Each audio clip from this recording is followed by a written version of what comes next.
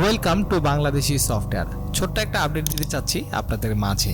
আপনারা জানেন যে প্রথম আলো যে ওয়েব অ্যাপ্লিকেশনটি আছে আমাদের, সো এটা কিন্তু আমরা 2.0-তে লঞ্চ করছিলাম।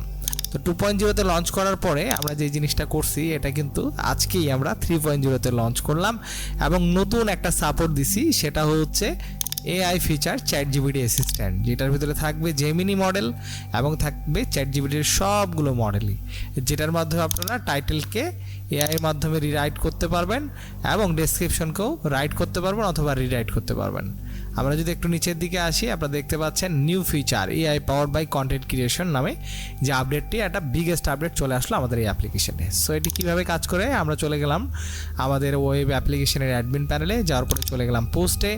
সাপোজ মনে করেন যে আমি অ্যাড নিউ পোস্ট লিখবো, তো আমি কীভাবে টাইটেল লিখবো, জাস্ট আমাদের যে এআই সফটওয়্যার আছে সেই সফটওয়্যারের ভিতরে আমরা কী কাজ করলাম, আমরা এখানে দিলাম। দেওয়ার পরে ধরেন আমি রাজনৈতিক দলের বিষয়ে সিদ্ধান্ত নিতে চাই, এটা আমি রিরাইট করবো টাইটেলটাকে। সো আমি জাস্ট দিয়ে দিলাম, এখানে ল্যাঙ্গুয়েজ বাংলা সিলেক্ট করে দিব, ইংলিশ দুইটাই সিলেক্ট করে দিব। দেখেন রাজনৈতিক দল নিয়ে আমাদের কোনো সিদ্ধান্ত নাই, ঠিক আছে। সো আমি যদি এটাকে টাইটেল বানাইতে চাই, সো রিরাইট না করে আমি সাবমিট দিলাম, সুন্দর সে একটা টাইটেল দিয়ে দিবে। সো অলরেডি এটা কিন্তু লিমিটেড ভার্সন হয়ে গেছে, আপনারা দেখতে পাচ্ছেন। এটা আপগ্রেড করতে হবে, প্রতিদিন 10টা করে পোস্ট আপনারা রিরাইট করতে পারবেন। ওকে, সো এইভাবে আপনি কি কাজ করবেন, টাইটেলকে রাইট অথবা রিরাইট করবেন এবং ডেসক্রিপশনকেও আপনি কি কাজ করবেন, যে কোনো ডেসক্রিপশনকে আপনি রাইট অথবা রিরাইট করতে পারবেন।